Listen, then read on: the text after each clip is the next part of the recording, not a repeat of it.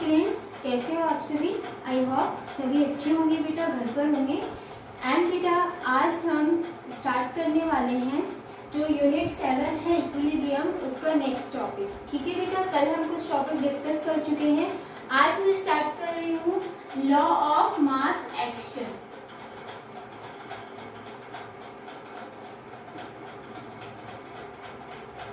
बेटा law of mass action क्या कहता है कि कोई भी एक केमिकल रिएक्शन है आपके पास, ठीक है, उसमें जो रेट ऑफ इक्विलिब्रियम होगा बेटा, या रेट ऑफ जो रिएक्शन होगा वो किस पर डिपेंड करेगा, रिएक्टेंट जो है उसके एक्टिव मास पर डिपेंड करती है, या हम कहें कि उसके डायरेक्टली प्रोपोर्शनल होती है। जैसे मैंने बोला कि कोई भी एक रिएक्शन है A प्लस B और ये मिलकर क्या बना रहे, प्रोडक्ट की फॉर्मेशन कर रहे, ठीक है। तो जो रेट ऑफ रिएक्शन होगी वो बेटा डायरेक्टली प्रोपोर्शनल होगी active mass of the reactant, not product, only reactant. उसी को आप क्या बोलोगे, लॉ ऑफ मास एक्शन। तो आपके पास रिएक्टेंट कितने हैं बेटा, 2, ठीक है। जैसे मैंने एक और रिएक्शन बोल दी कि आपके पास A है, वो क्या बना रहा है, प्रोडक्ट बना रहा है, ठीक है। और आपके पास ये जो रिएक्टेंट है वो कितने हैं, 2। ये थे A एंड B अलग अलग, आपके पास सिर्फ जो रिएक्टेंट है एक ही है यहाँ पर, लेकिन उसके नंबर ऑफ मोल्स की बात करें हम तो वो कितने हैं, 2 हैं, ठीक है। तो यहाँ पर जो रेट ऑफ रिएक्शन है वो किस पर डिपेंड करेगी, active mass of the A यहाँ कितने हैं बेटा, 2।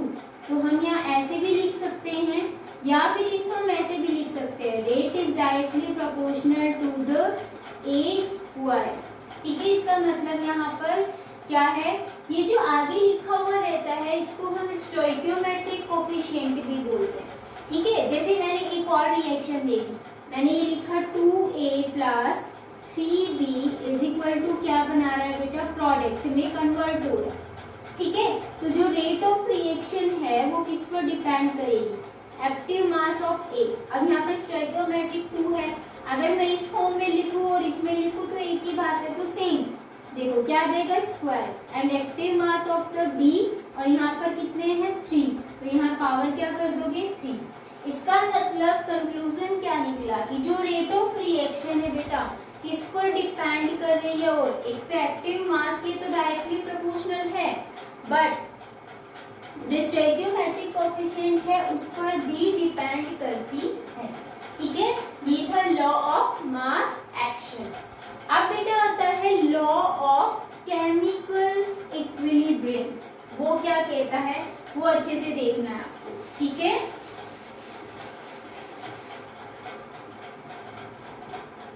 Law of chemical equilibrium,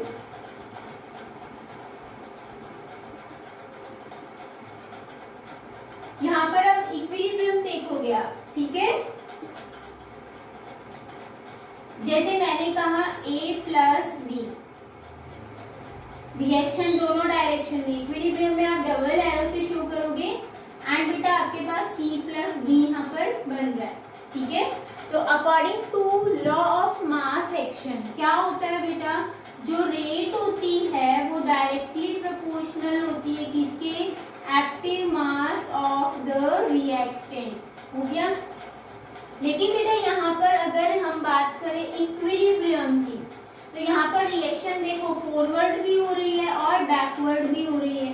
F का मतलब फॉरवर्ड, B मतलब बैकवर्ड। तो आपके पास जो रेट आएगी वो दोनों के लिए आएगी, फॉरवर्ड के लिए भी और बैकवर्ड के लिए भी।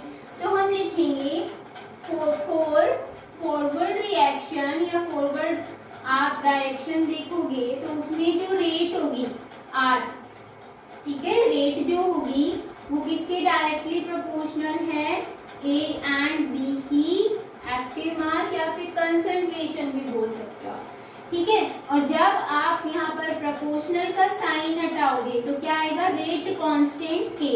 किसके लिए देख रहे हैं बेटा, फॉरवर्ड के लिए, तो यहाँ पर क्या लिखोगे, KF, दिस इज फॉरवर्ड, ठीक है। Concentration of A and concentration of B, आप यहाँ पर ये आपके लिए फॉरवर्ड के लिए आ गया। अब हम किसके लिए बात करेंगे, बैकवर्ड के लिए,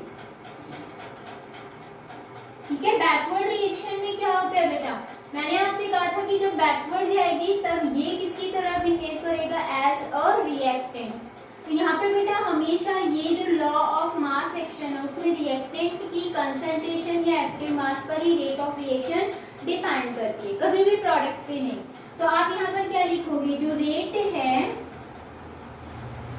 वो डायरेक्टली प्रोपोर्शनल किसके होगी, concentration of C and concentration of D. तो आप क्या लिखोगे, जब प्रोपोर्शनल का साइन हटाओगे तो आपके पास रेट कांस्टेंट आएगा, किसके लिए, बैकवर्ड रिएक्शन के लिए। तो यहाँ क्या लिखोगे, Kb, ठीक है, concentration of C and concentration of D. तो आपके पास देखो बेटा रेट ऑफ रिएक्शन फॉरवर्ड के लिए भी आ गई है और रेट ऑफ रिएक्शन बैकवर्ड के लिए भी आ गई है, ठीक है। अब इक्विलिब्रियम कंडीशन है, क्योंकि हम केमिकल इक्विलिब्रियम की बात कर रहे हैं, तो इक्विलिब्रियम कंडीशन के अंदर जो रेट ऑफ फॉरवर्ड रिएक्शन है वो किसके इक्वल होती है, rate of backward reaction. This law is known as law of chemical equilibrium, ठीक है। मैं यहाँ पर साइड में लिख रही हूँ, क्या होता है, एट इक्विलिब्रियम जो बेटा रेट ऑफ फॉरवर्ड है, रेट ऑफ फॉरवर्ड वो किसके इक्वल होगी, रेट ऑफ बैकवर्ड के, ठीक है, बैकवर्ड रिएक्शन की। तो रेट ऑफ फॉरवर्ड आपकी क्या आ रही है, दिस वन। तो हम यहाँ लिख देंगे Kf concentration of A and concentration of B is equal to, यहाँ क्या है बेटा, Kb concentration of C and concentration of D। तो आप क्या करोगे, रेट कांस्टेंट को एक साथ रख लो, तो Kf डिवाइडेड बाय क्या आ जाएगा, Kb is equal to concentration of C divided by concentration of D, then divided by क्या आ जाएगा, रिएक्टेंट की कंसेंट्रेशन, ठीक है। And Kf by Kb forward के लिए भी रेट कांस्टेंट है, बैकवर्ड के लिए भी है, तो कंप्लीटली हमें क्या मिल रहा है, इक्विलिब्रियम। तो हम क्या लिखेंगे, इक्विलिब्रियम कांस्टेंट, जिसको आप K से ही डिनोट करोगे, लेकिन यहाँ क्या लिखोगे, इक्विलिब्रियम इज इक्वल टू क्या आ जाएगा, concentration of the product divided by concentration of the reactant. Clear है। यहाँ पर ये इक्विलिब्रियम कांस्टेंट क्या है, it is the product of concentration of product divided by concentration of reactant, ठीक है। तो ये था इक्विलिब्रियम कांस्टेंट, आ जाता है केमिकल इक्विलिब्रियम के लिए। क्लियर है। आप देखो ये आपकी कंप्लीट हो गया। अब इसी में बेटा मैं एक और टाइप एक्सप्लेन कर रही हूँ आपको, क्या कि अगर इस केमिकल रिएक्शन को हम बैलेंस करते हैं और यहाँ पर कोई स्टोइकियोमेट्रिक कोफिशिएंट आता है बैलेंस करने के बाद, तो उसके लिए हम रिएक्शन कैसे लिखेंगे, rate of reaction and equilibrium constant कैसे लिखेंगे, ठीक है। तो इसी में मैं आपको एक्सप्लेन कर देती हूँ, जल्दी से स्क्रीनशॉट ले लीजिए, देन स्टार्ट करें। देखिए बेटा ये इक्वेशन है, इसको हमने बैलेंस किया, यहाँ पर A लगाया हमने, यहाँ B, ये स्टोइकियोमेट्रिक कोफिशिएंट, देन यहाँ C और D, ठीक है। अब इस कंडीशन में अगर हम देखें इक्विलिब्रियम कांस्टेंट क्या आ जाएगा, मैं डायरेक्ट लिख रही हूँ बेटा, K is equal to concentration थी किसकी बेटा, प्रोडक्ट की थी यहाँ पर, लेकिन यहाँ पर बेटा क्या है, स्टोइकियोमेट्रिक कोफिशिएंट, और ये किस में आ जाते हैं, पावर में। लॉ ऑफ मास एक्शन में भी आपको बताया था कि जो एक रेट ऑफ रिएक्शन है वो किस पर डिपेंड करती है, स्टोइकियोमेट्रिक कोफिशिएंट पे। तो यहाँ पर स्मॉल c इसका पावर, स्टोइकियोमेट्रिक कोफिशिएंट पावर में आ जाती है, यहाँ भी पावर में आ जाएगी, ठीक है। यहाँ की बात करें तो यहाँ भी क्या होगी, पावर में। क्लियर है। अगर बेटा हम कोई भी सॉलिड सब्सटेंस या फिर लिक्विड सब्सटेंस ले रहे हैं, यहाँ पर आपके पास जो रिएक्शन है वो किसी सॉलिड या लिक्विड के लिए है, तो हम उनकी कंसंट्रेशन को किससे डिनोट करेंगे, C से डिनोट करेंगे, ठीक है। तो उसके लिए इक्विलिब्रियम कांस्टेंट क्या आएगा, Kc। इसके लिए फॉर सॉलिड एंड लिक्विड्स के लिए, ठीक है। तो Kc इज इक्वल टू क्या लिखोगे, देखो C is the concentration of C, this one, and concentration of D, multiply कर दो concentration of D, डी। अब इनकी पावर भी है ना, स्टोइकियोमेट्रिक कोएफिशिएंट है, तो ऊपर सी लिख दो एंड डी लिख दो, डिवाइडेड बाय, अब देखो ए की कंसेंट्रेशन सी है, ठीक है, concentration of A, and stoichiometric coefficient A है, हमने ऊपर लिख दिया, multiply by concentration of B, and यहाँ पर भी आप क्या लिखोगे, स्टोइकियोमेट्रिक कोएफिशिएंट। क्लियर? किसके लिए? सॉलिड और लिक्विड के लिए। बट अगर गैसियस आपके पास रिएक्शन है, गैसियस रिएक्शन है, दैट मीन्स आपके पास गैसेस है यहाँ पर भी और यहाँ पर भी, तो उस केस के अंदर आप जो इक्विलिब्रियम कांस्टेंट लिखोगे वो क्या लिखोगे, Kp, P that means pressure, ठीक है। तो यहाँ पर प्रेशर यूज लिया जाता है, कंसेंट्रेशन यूज नहीं ली जाती। तो pressure of the C and stoichiometric coefficient C लिख दोगे, multiply by pressure of the D and stoichiometric coefficient power में, ठीक है। Okay, pressure of the A and pressure of the B, ठीक है, ये आपको ध्यान रखना है। Kc is the concentration of the, यहाँ पे इक्विलिब्रियम कंसंट्रेशन है और ये प्रेशर वाली टर्म है। Equilibrium constant at any concentration, equilibrium constant at any pressure, ठीक है, इसका मीनिंग ये है। अब हम रिलेशन निकालेंगे Kp और Kc में क्या रिलेशन होता है, ठीक है, ये क्लियर है आपकी। अगर किसी सॉलिड लिक्विड की बात आती है तो आप कंसंट्रेशन की टर्म लोगे, अगर बेटा गैसियस आता है तो वहां पर आप प्रेशर की टर्म लोगे, ठीक है, फॉर्मूला सेम ही है। Relation between Kp and Kc, ठीक है। अब देखो मैंने एक रिएक्शन लिख दी कि A प्लस यहाँ पर आपके पास है B और इक्विलिब्रियम कंडीशन है और आपके पास क्या बन रहा है, C प्लस D, ठीक है, ये बन रहा है। इसके लिए हमें पता है कि Kc क्या होगा, Kc इज इक्वल टू क्या है, देखो अगर हम यहाँ पर रिएक्शन लिख रहे हैं तो रिएक्शन के लिए इक्विलिब्रियम कांस्टेंट की वैल्यू लिख रहे हैं, तो आपको सभी को पता है कि क्या आएगा, अभी अभी एक्सप्लेन किया है।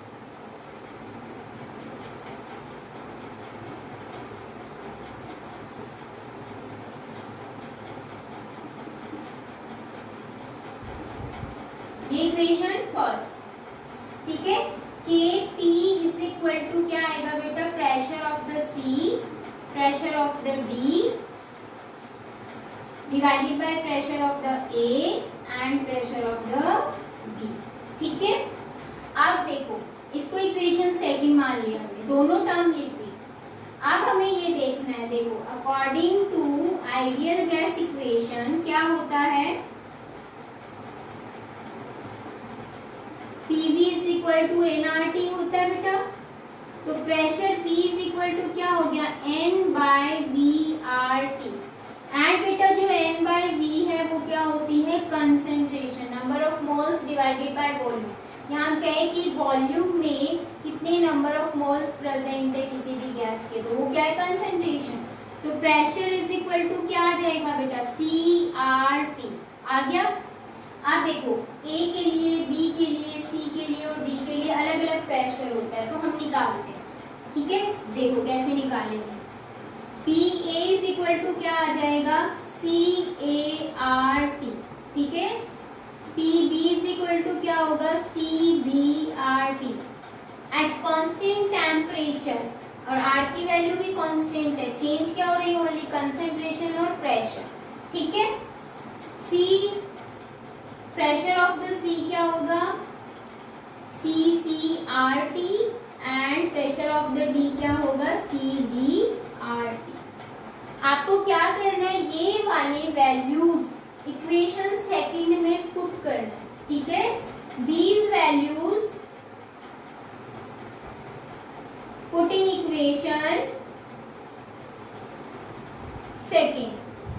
सेकंड में पुट करेंगे तो Kp इज इक्वल टू क्या आ जाएगा, देखो बेटा Pc की वैल्यू आपको पुट करनी है, पावर C भी ध्यान में रखना है।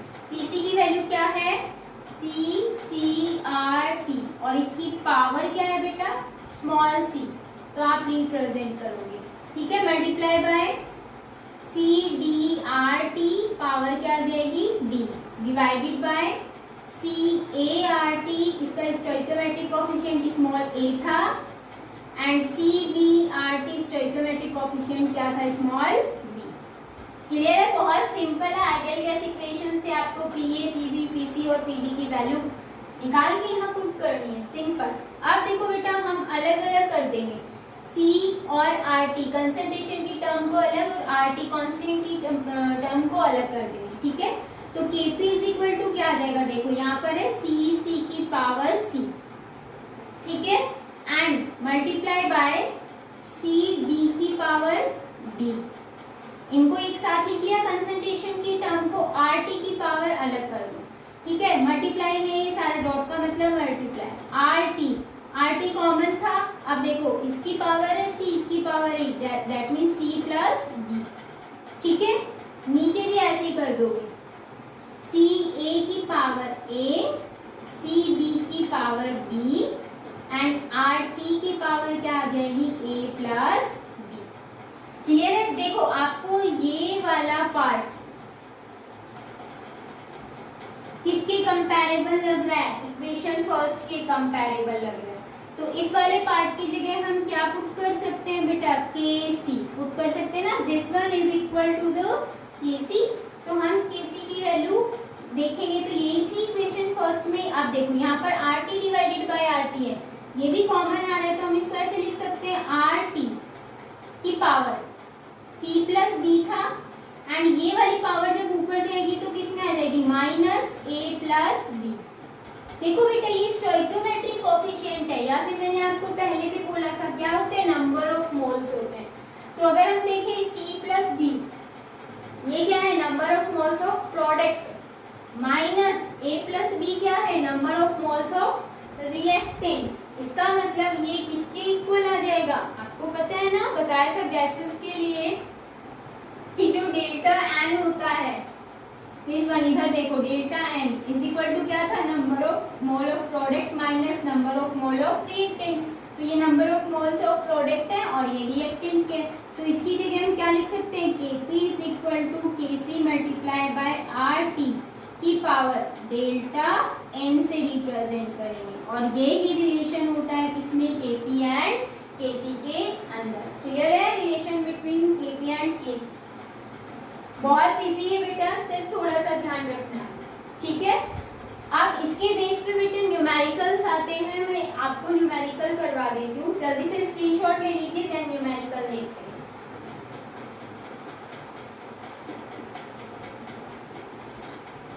The equilibrium constant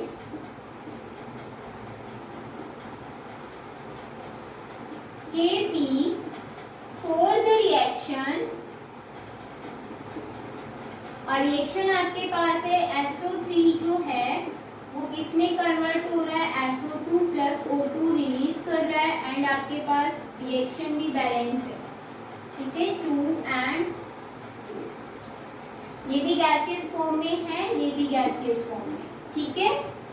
इस जो Kp की वैल्यू है ना इस रिएक्शन के लिए कितनी है, 1.8 pascal. What is the value of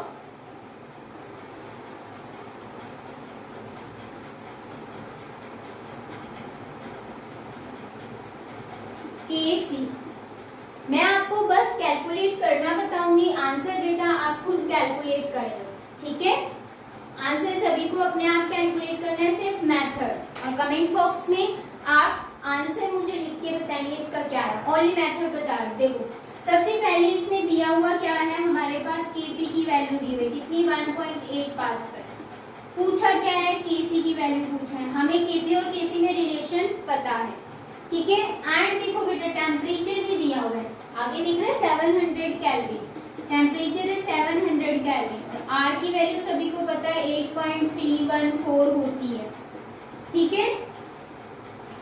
आप क्या करोगे, Kp इज इक्वल टू क्या है बेटा, Kc एंड RT की पावर क्या है, डेल्टा n। अब डेल्टा n तो दिया हुआ नहीं है, बहुत सिंपल है, we know that delta N is equal to क्या होता है, number of product, number of mole of product minus number of moles of reactant. देखो प्रोडक्ट में कितने नंबर ऑफ मोल्स है, 2 एंड 1। गैसेस है तो सारे कैलकुलेट करने, तो प्रोडक्ट के नंबर ऑफ मोल्स कितने बेटा, 3 माइनस, देखो रिएक्टेंट के कितने, ओनली 2, तो आप क्या करोगे, 3 माइनस 2 इज इक्वल टू 1। ये वैल्यू तो 1 आ गई, तो आप पुट करो ना करो कोई प्रॉब्लम नहीं है, ठीक है। बस आपको क्या करना है, देखो अब हमें केसी निकालना है, केसी इज इक्वल टू क्या आएगा, KP divided by R T, क्योंकि ये तो 1 हो ही चुका है। केपी की वैल्यू आपको पता है कितनी है, 1.8, डिवाइड कर दोगे किससे, 8.314 मल्टीप्लाई बाय 700, इसको सॉल्व करोगे एंड बेटा आप आंसर निकालोगे, ठीक है। ये आप कमेंट बॉक्स में मुझे बताएंगे कि क्या आंसर आया है, ठीक है। तो ऐसे आपको सॉल्व करना है, बहुत सिंपल है बेटा। अगर इसी में ही केसी की वैल्यू दी हुई रहती और निकालना क्या था, केपी, तो सिंपल है, यही फॉर्मूला यूज कर लेते, इन सभी चीजों को मल्टीप्लाई कर देते, आपके पास आंसर आ जाता, ठीक है। लेकिन काफी बार ये होता है कि क्वेश्चन में ये पूछ लेते हैं, और ये पूछने के लिए आपको कुछ भी नहीं करना, आपको पता है कि इसकी क्या फॉर्मूला होता है, ठीक है। मैंने क्या किया, सपोज यही क्वेश्चन दे दिया और मैंने इसमें सिर्फ इतना पूछना है, क्वेश्चन समझ आ रहा है सभी को, ये वन टाइप का क्वेश्चन मैंने करा दिया। सेकंड, अगर केपी पूछते हैं तो भी आप कर सकते हो। थर्ड, अगर बेटा इसमें क्या आए, जल्दी से स्क्रीनशॉट ले लीजिए, देन मैं सेकंड नेक्स्ट करवा देती हूँ। देखो अगर आपसे पूछे क्या कि इसी रिएक्शन में, ये क्वेश्चन दे दिया, ठीक है, और आपसे ये पूछते हैं for this reaction Kp is equal to Kc RT की पावर x दे दिया यहाँ पर, और ये पूछेंगे कैलकुलेट वैल्यू ऑफ x। अब क्या हुआ, अब बच्चे तो ये देखेंगे Kp की वैल्यू भी दी हुई है और R की वैल्यू हमें पता है, टेम्परेचर भी पता है, ये टेम्परेचर रहा, ये Kp की वैल्यू रही, और हम क्या निकाल देते हैं, Kc, बिना देखे। इवन Kc पूछा भी नहीं है, इसमें क्या पूछा है, x।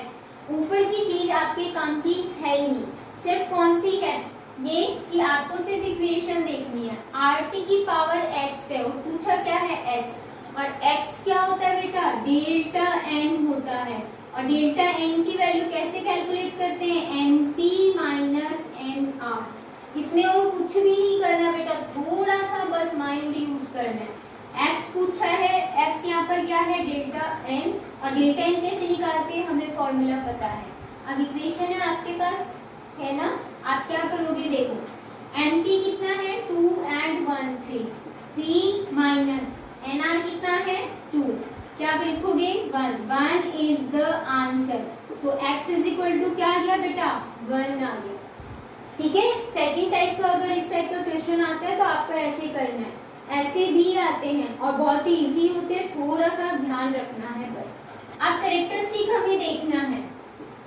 फर्स्ट देखो, हमेशा याद रखना कि कोई भी एक पर्टिकुलर जो रिएक्शन है वो एक फिक्स टेम्परेचर पर अगर होती है कंप्लीट, तो बेटा उसके लिए इक्विलिब्रियम जो कांस्टेंट होगा उसकी भी वैल्यू हमेशा क्या रहेगी, फिक्स, चेंज नहीं होगी। कब, जब टेम्परेचर क्या हो, फिक्स हो, ये ध्यान रखना है। तो हम लिखेंगे for a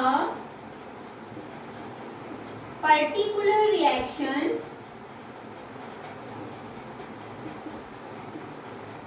value of equilibrium constant,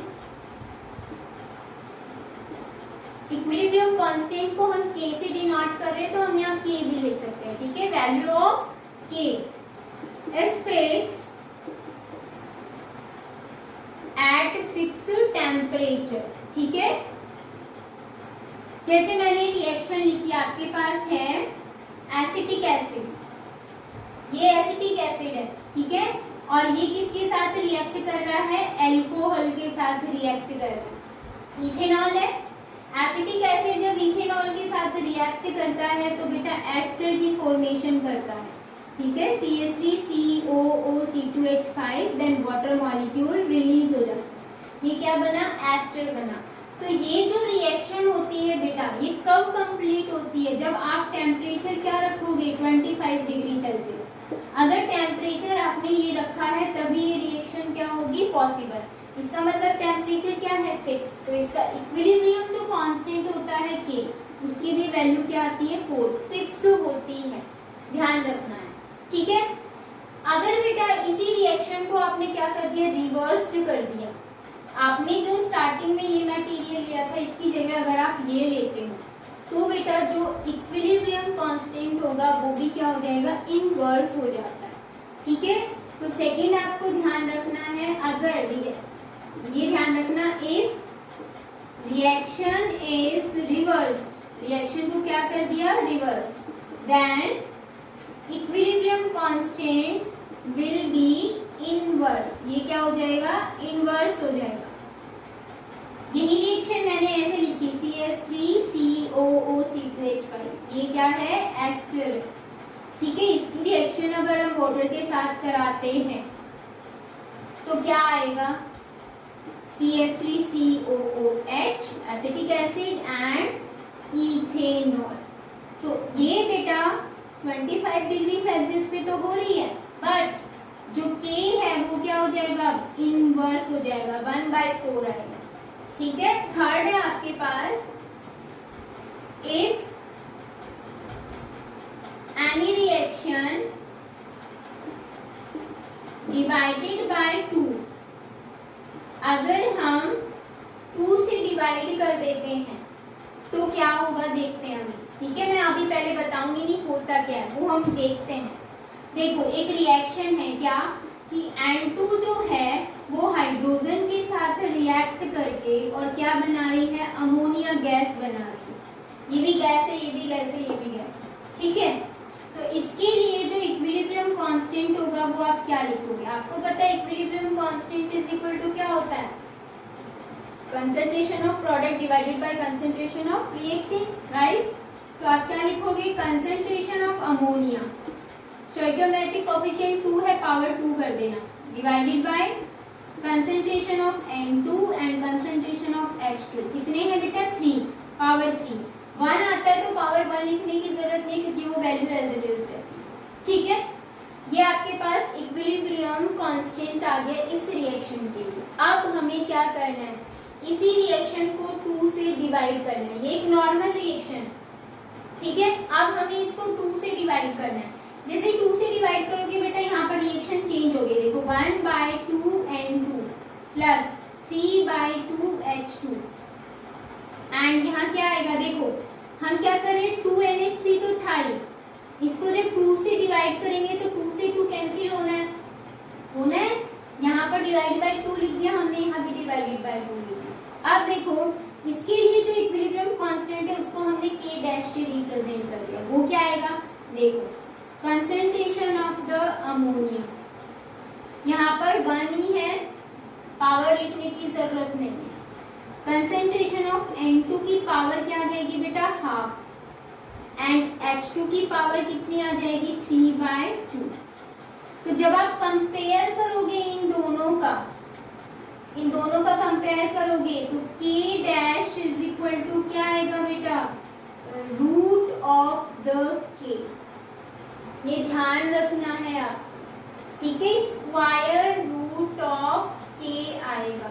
result मैंने यहाँ नहीं लिखा, वो आप कंपेयर करके देख सकते हो। क्लियर, नेक्स्ट देखो आपके पास 4th पॉइंट है और हमने यहाँ लिखा मल्टीप्लाई। तो अब क्या होगा, देखो अब मैंने रिएक्शन लिखी, सपोज H2 प्लस I2 है, वो कंबाइंड होके क्या बनाते हैं, 2HI। इसके लिए इक्विलिब्रियम कांस्टेंट K क्या आएगा बेटा, देखो concentration of HI power 2 divided by concentration of H2 and concentration of I2। सबको पता है 1 कोएफिशिएंट है, नहीं लगाना, 2 है, हमने पावर 2 कर दिया, ये आ गया आपके पास इक्विलिब्रियम कांस्टेंट। अब अगर आपने मल्टीप्लाई किया 2 से तो क्या आएगी, देखो reaction 2H2 plus 2I2 is equal to, पहले 2hi था, अब कितना आ जाएगा 4hi, है ना, क्योंकि 2 से मल्टीप्लाई कर रहे हैं हम। अब इसके लिए जो इक्विलिब्रियम कांस्टेंट आएगा k डैश, वो क्या आएगा देखो, कंसंट्रेशन ऑफ hi की power 4 divided by concentration of h2 की power 2 and concentration of i2 की पावर 2। कंपेयर करो, डबल हो गई, है ना, that means k dash is equal to क्या आएगा, k का स्क्वायर। अगर इसका स्क्वायर कर दे तो हमारे पास ये वैल्यू आ जाती है ना। तो यहाँ पर ये किसमें होता है relation, k dash and k में। न्यू जो इक्विलिब्रियम कांस्टेंट आया जब हमने रिएक्शन को 2 से मल्टीप्लाई किया, तब आपके पास क्या आएगा, जो पहले वाला इक्विलिब्रियम कांस्टेंट था उसका स्क्वायर आएगा, ओनली स्क्वायर, और फर्स्ट वाले में क्या था, स्क्वायर रूट था। फिफ्थ कैरेक्टरिस्टिक, ये बहुत इंपॉर्टेंट है, ये चीज आपको ध्यान रखना। अगर बेटा कोई reaction, if any reaction proceed in 2 step, 2 और हम बोल सकते हैं मल्टीपल स्टेप, ठीक है।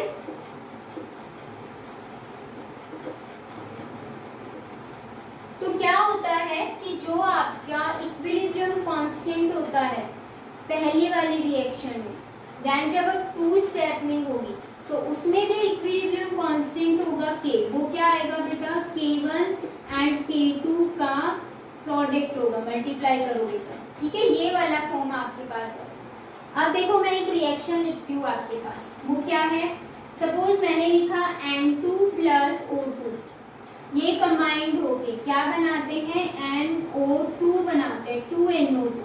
तो आप यहाँ क्या लिखोगे, 2O2, रिएक्शन बैलेंस है। इसके लिए इक्विलिब्रियम कांस्टेंट क्या आएगा, k इज इक्वल टू,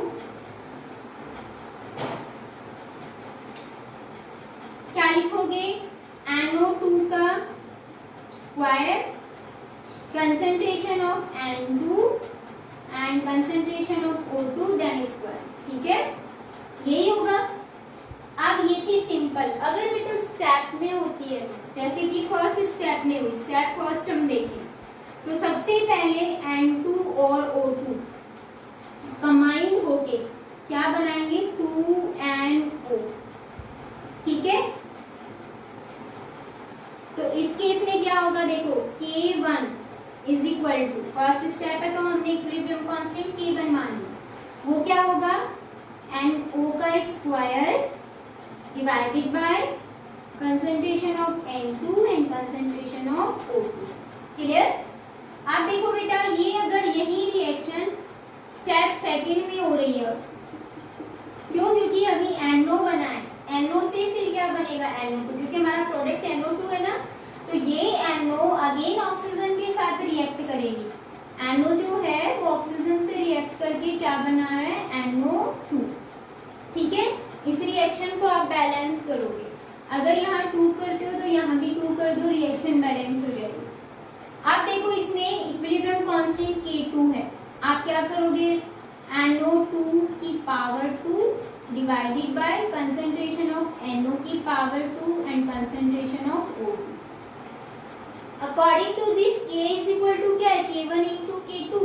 अगर हम ये करते हैं K is equal to K1 into K2, तो बेटा K1 की वैल्यू क्या है, देखो यहाँ से ये वाली है, पुट करो, NO का square divided by N2 and O2 की कंसंट्रेशन, ठीक है, मल्टीप्लाई का साइन है, ये एज इट इज लिख दो, NO2 का स्क्वायर डिवाइडेड बाय, यहाँ पर क्या है, NO का स्क्वायर एंड O2, ठीक है। देखो बेटा ये सेम चीज है, कैंसिल आउट हो रही है। अब क्या बचा, ऊपर बचा है NO2 का square divided by N2 and O2 दो बार आ रहा है तो O2 का क्या हो गया, स्क्वायर। दैट मीन्स ये वाली कंडीशन आ गई, ये वाली कंडीशन आएगी ना सेम। इसका मतलब जब भी कोई रिएक्शन 2 स्टेप या फिर मल्टी स्टेप में प्रोसेस हो रही है, K3 आया, K4 भी आया, तो हमेशा ध्यान रखना K इज इक्वल टू क्या होगा, K1, K2, K3, K4 multiply में इसका प्रोडक्ट होगा K, ठीक है, ये ध्यान रखना है। ये वाला कंसेप्ट बहुत बार आता है, इसके बेस पे न्यूमेरिकल भी आता है। तो ये थे बेटा कैरेक्टरिस्टिक ऑफ इक्विलिब्रियम कांस्टेंट। अगर इसमें भी बेटा आप कोई कैटेलिस्ट डालते हो तो कैटेलिस्ट इक्विलिब्रियम कांस्टेंट को अफेक्ट नहीं करता है, कोई भी अफेक्ट नहीं पड़ता। ठीक है, तो ये हो गया है कैरेक्टरिस्टिक। क्लियर? अब देखो इसके बेस पे मैं एक न्यूमेरिकल कराती हूँ बेटा। Kp for reaction N2 gas है प्लस 3H2 ये भी गैस है, N2NH3 ये भी गैस है। ठीक है, इज 49। ये वैल्यू आपको दी हुई है किसकी? Kp की। कैलकुलेट वैल्यू ऑफ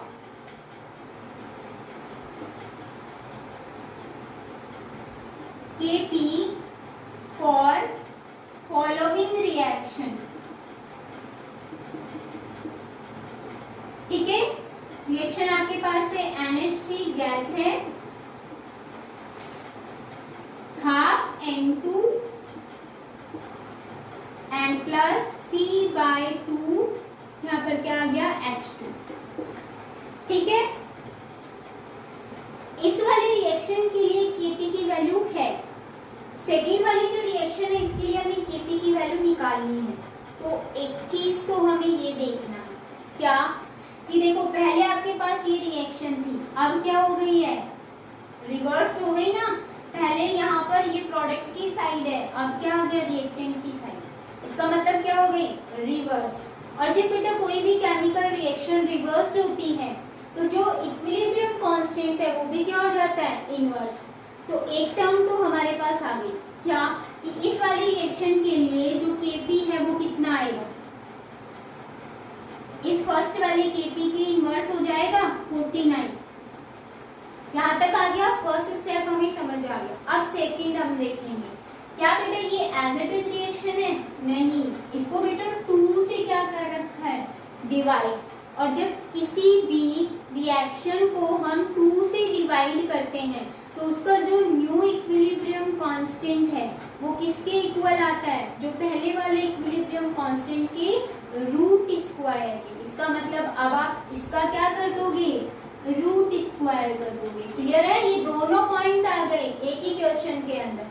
तो आपको समझना है रिएक्शन रिवर्स थी तो हमने जो Kp की वैल्यू थी 49 उसको भी हमने क्या कर दिया? इनवर्स कर दिया इस रिएक्शन के लिए। ठीक है, अब इसमें बेटा देखो इस वाली रिएक्शन और इस वाली रिएक्शन में डिफरेंस है। इसमें 2 से क्या कर रखा है? डिवाइड। और जब डिवाइड करते हैं 2 से तो बेटा जो K की वैल्यू है वो क्या हो जाती है? स्क्वायर रूट हो जाती है। तो हमने स्क्वायर रूट कर दिया और 49 का स्क्वायर रूट करोगे कितना आएगा? 1/7। This is the answer. Clear है? अगर बेटा इसमें आपके पास 2 से डिवाइड नहीं होता, एज इट इज आता, तो आप क्या लिखते? 1/49 ऑल्सो। Types of